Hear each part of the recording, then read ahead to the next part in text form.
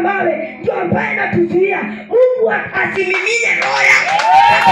Amen. Unastahili kuambia Mungu akuwekee roho ya kunyenyekea, roho ya nyama. Roho ya nyama ni roho ambaye ukitumwa unaenda. Roho ya nyama ni roho ambaye utakuwa na nguvu, utakuwa na power, utakuwa na authority, utakuwa na mamlaka. Amen. Amen. Praise God again. Hallelujah. Nimekuja kuambia wale ambao wana roho ya mawe, waambie Mungu awasaidie, aondoe roho ya nyama. Walianza kumimina roho ya kadariani. Amen. Praise God. Praise God. Na watoto wenu watatoa unabii. Yes. Watoto wenu watatoa unabii. Akina Raymond watatoa unabii. Tuko leo. Akina Raymond watatoa unabii. Tuko leo.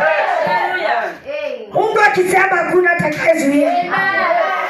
Ndiposa tunaambiwa ndio ili tutoe unabii, ndio ili tufanye mambo yote. Tuambie Mungu atuondolee roho ya mawe, tuwekewe roho ya kuja kubondeka, tuondolee roho ya mawe, tuwekewe roho ya kubondeka, roho ya kunyenyekea, roho ya uwezo. Haleluya. Si swali, jiulize tu wewe mwenyewe. Kuna mara ngapi umetumwa ukakosa kwenda? Kuna mara ngapi umekatazwa na apostol ukakosa kufanya? Jiulize tu wewe mwenyewe.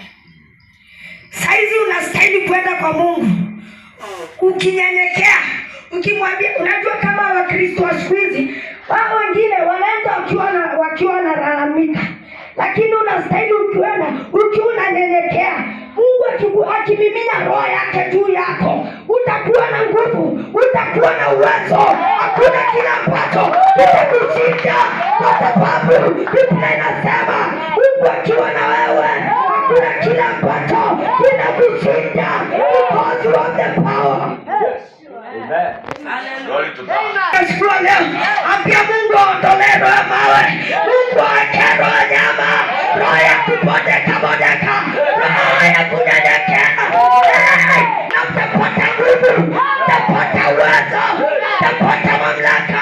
Akiwa mimine ya roho, unakuwa na nguvu. Hakuna kile ambacho kitawashinda, kwa sababu uko na uwezo. Na Mungu akisema hakuna atakaye kataa maneno yake.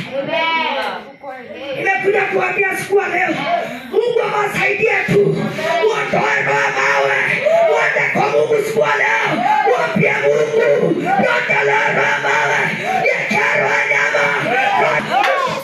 Amen.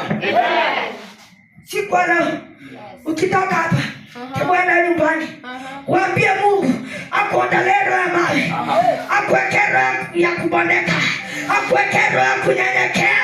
Na ukifanya hivyo, Mungu anamimina roho yake katika mwilini mwenu. In the mighty name of Jesus. Na watoto wenu